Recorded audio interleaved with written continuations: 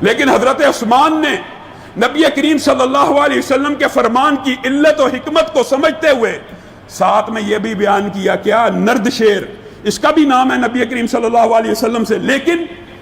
شطرنج اور نرد شیر کے بعد جو حضرت عثمان نے فقہی طور پہ آرڈیننس جاری کیا جس کے اوپر امت کا اجماع ہے،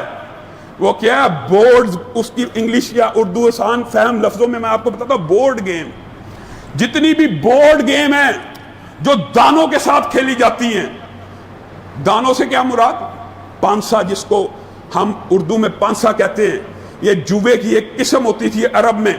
کہ دانا پھینکا، جو نمبر آیا اس کے مطابق چال چل دی۔ یہ جتنی گیم میں جو پانسے کی ہوتی ہیں، یہ بھی یاد رکھیے، بہت سے لوگ خاص طور پہ ابھی پچھلے دنوں سوشل میڈیا پہ جب یہ گیم آئی تو بہت سے لوگوں نے سوالات کیے، یاد رکھ لیجئے، ہر وہ گیم